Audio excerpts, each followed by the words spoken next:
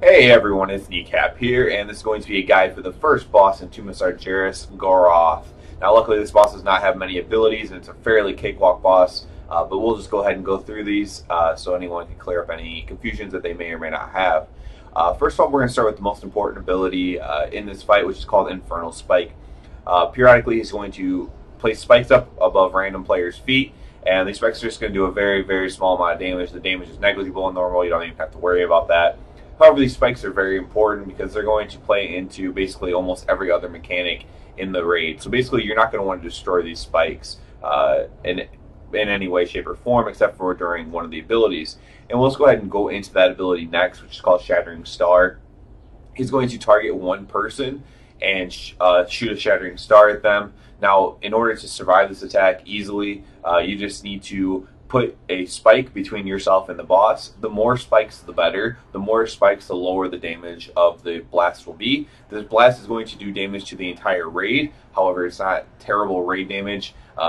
What you mostly have to worry about is the person targeted dying themselves. So you just need to get have a spike between you and the boss, preferably more than one, but one is fine, and you'll survive Shattering Star quite easily.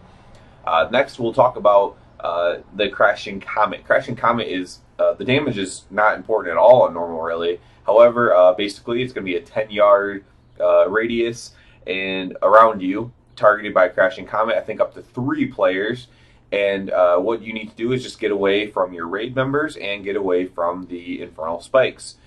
This is just going to hit, and you just go right back on the boss. Again, the damage is very low on this on normal difficulty. However, it still will destroy the Infernal Spikes. Next, we'll just get into the 2 tanking abilities. One of these abilities even can also destroy a spike as well. What you have is Burning Armor. Basically, your armor is burning, and at the end of this duration, you're going to explode, dealing damage to your enemies, which is key. Enemies, including those Infernal Spikes. So basically, you just want to make sure you're not standing near any spikes when this goes off.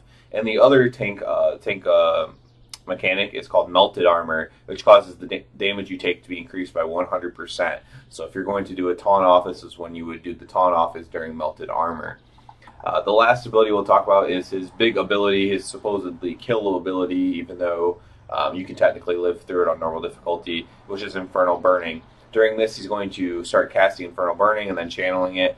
At this point, you just need to run behind some of those Infernal Spikes to stop the damage from killing you, I guess. You can probably technically heal through it on normal difficulty. Another thing I want to point out is, as a paladin myself, if you pop your bubble, you can live through this and kind of keep DPSing as well. That's an option. What I did is pop my defensive, and then when that blew off, go ahead and pop my bubble. So you can do that if you really want to. Other classes, I'm sure, can pop their immunities as well if they really feel like it as well. But yeah, so it's not a very, very difficult boss. Only a handful of mechanics. Basically just manage the Infernal Spikes the best you can, and you should have a relatively easy time doing this boss. Good luck to everyone, and have a good one.